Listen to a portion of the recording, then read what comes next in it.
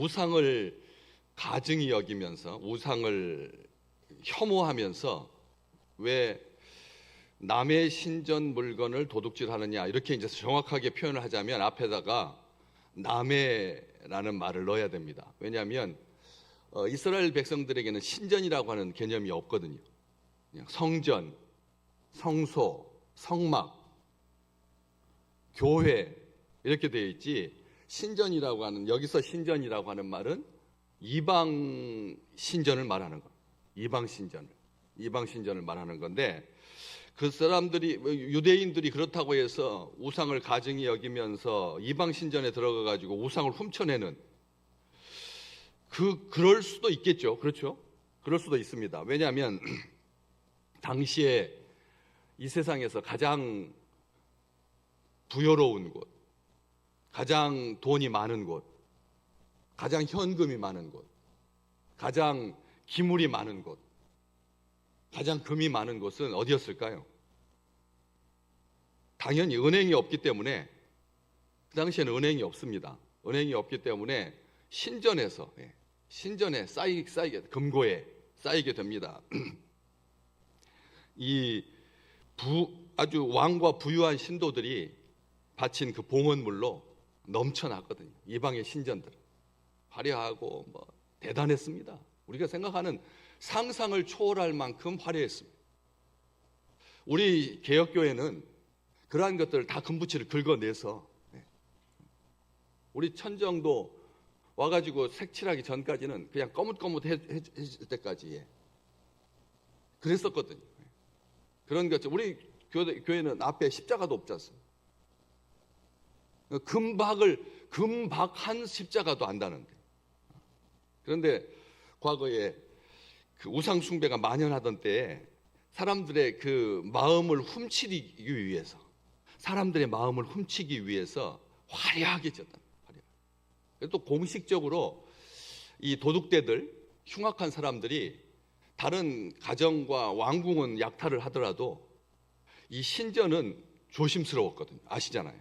왜냐하면 신한테 노여움을 사면 큰일 날 거니까 이 신전 물건은 도둑질 하는데 주저했습니다. 대범하게 가가지고 막 약탈하는 그런 정말 뭘 모르는 미친 그런 사람들이 아닌 이상 정상적인 사람이라면 신전에 들어가서 물건 훔칠 생각 못 했습니다. 그렇기 때문에 신전의 이 기물들은 보호를 받았죠. 안 그렇습니까? 경찰들도 함부로 종교시설에 난입하는 것 굉장히 꺼려합니다. 통일교는 가짜 종교입니다. 가짜 종교가 가장 위험한 겁니다. 휘발유를 넣어야 되는데 가짜 휘발유 넣으면 차 불탑니다. 터집니다.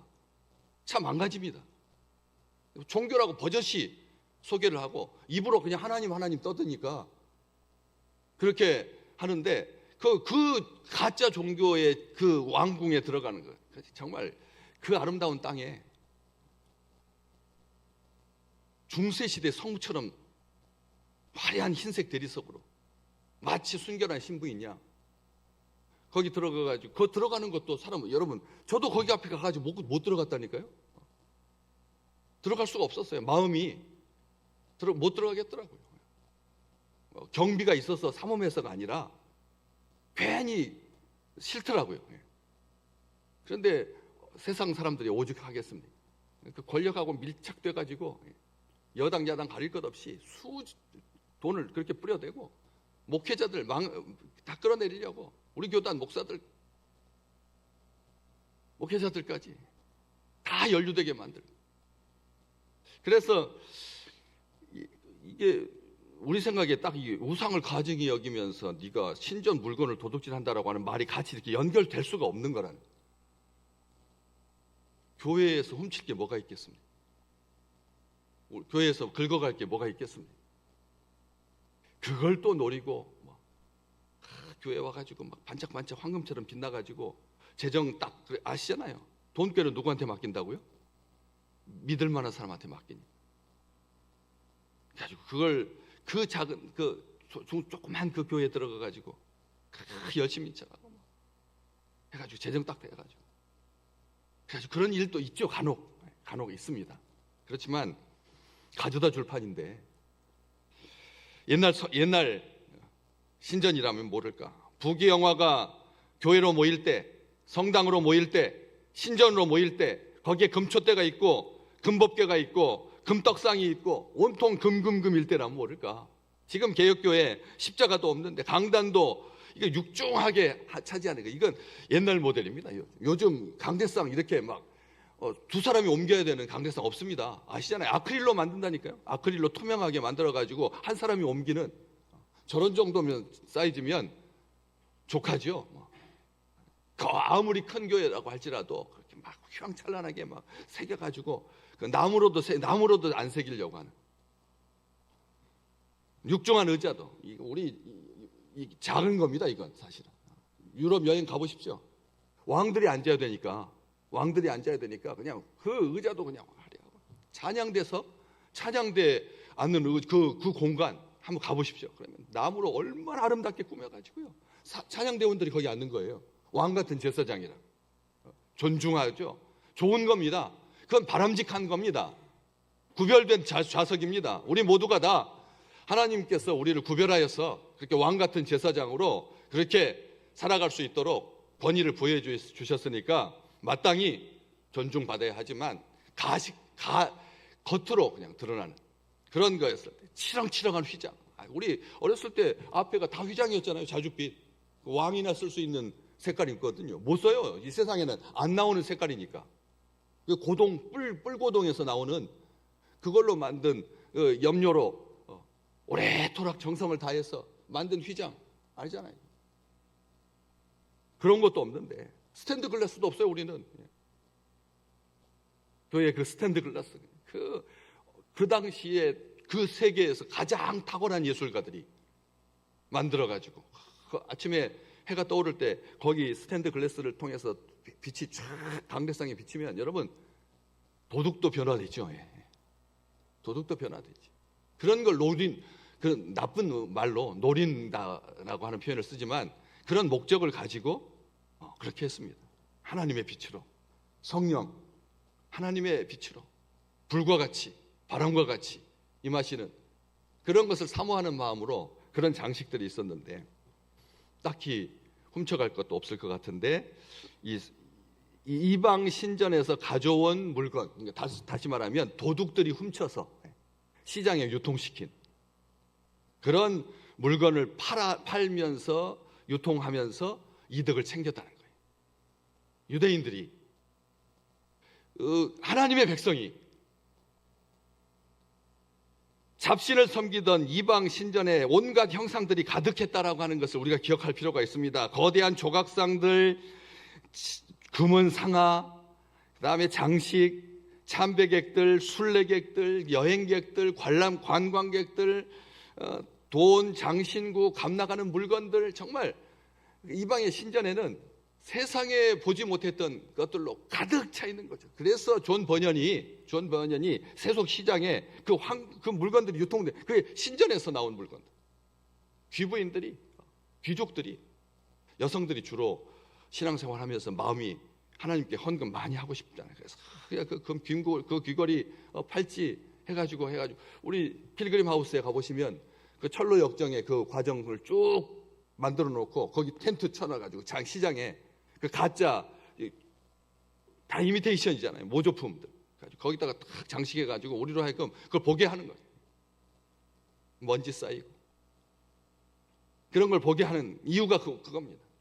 그런 막대한 양의 헌물과 각종 보석으로 넘쳐났던 그런 시대가 있었죠. 교회는 절대 그래서는 안 되는데 그걸 지금 바울은 그걸 말하고 싶은 겁니다.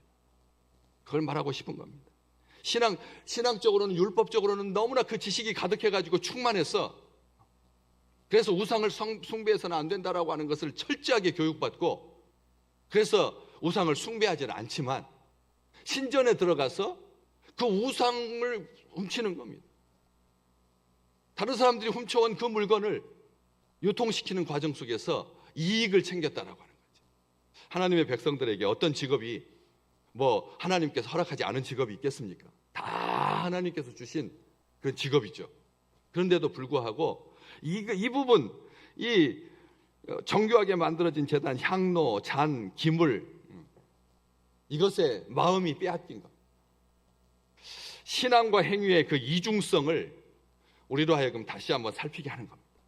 지식적으로는 어렸을 때부터 교육받아가지고 이것에 대해서 부정적인 생각을 분명히 가지고 있으면서 안 된다라고 생각하는 것 알면서도 믿음과 삶이 그 이질성이 드러나는 그 위선인 겁니다.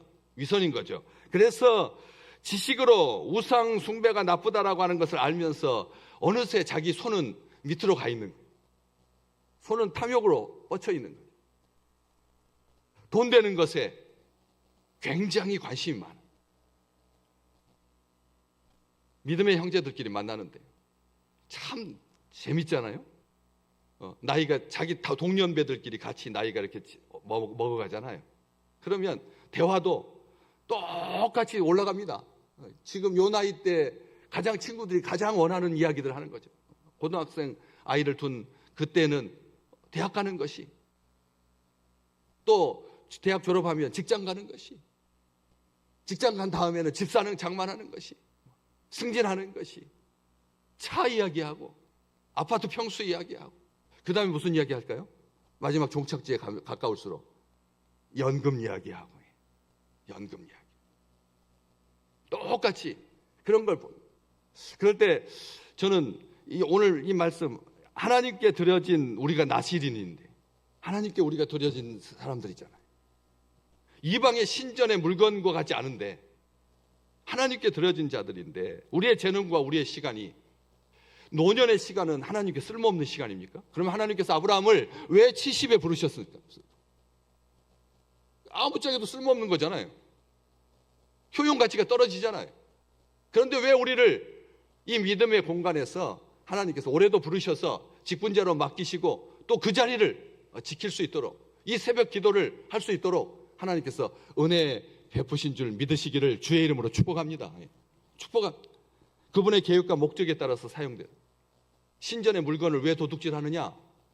잘 아셔야 됩니다. 우리가 하나님께 바쳐진 사람들, 우리가 하나님의 제단에 귀히 쓰이는 금초대와 같은 새벽을 깨우라고 하나님께서 우리에게 주신 그 사명이 있는데, 그 시간에 잠들어 있고 그 시간에 다른 목적을 위해서 사용되는 것, 도둑질하는 겁니다. 하나님의 시간을, 하나님의 재물을, 하나님의 사랑을, 하나님의 은혜를, 하나님의 계획을 도둑질하는 거죠. 우리의 헌신과 우리의 봉사와 우리의 열심, 우리의 정성, 하나님의 집을 든든하게 세울 줄 믿습니다. 가정마다 하나님께서 주신 그 목적으로 가정이 든든하게 세워지시기를 주님의 이름으로 축복합니다. 그분의 임재가 드러나는 데 사용되는 이것을 세속적인 목적을 위해서, 자기의 영광이 드러나는 데 사용해서는 안 된다라고. 그렇게 하나님께서 주신 지혜와 총명으로 분초까지 전제로 드려지는, 그래서 남김없이 낭비되지 아니하고 온전히 하나님을 기쁘게 할 그런 영광스러운 한 해가 되시기를 주님의 이름으로 축복합니다. 하나님은 우리를 즐거워하십니다. 우리를 기뻐하십니다. 우리와 함께 하시는 것을 하나님께서 작정하셨습니다. 그래서 오늘 우리에게 새해를 주시고, 또 새날을 주시고, 또 새 사명을 주시고, 새 계획을 주셔서 그 길로 가게 하시는 하나님의 복이 넘쳐나는 귀한 날 되시기를 주의 이름으로 축복합니다.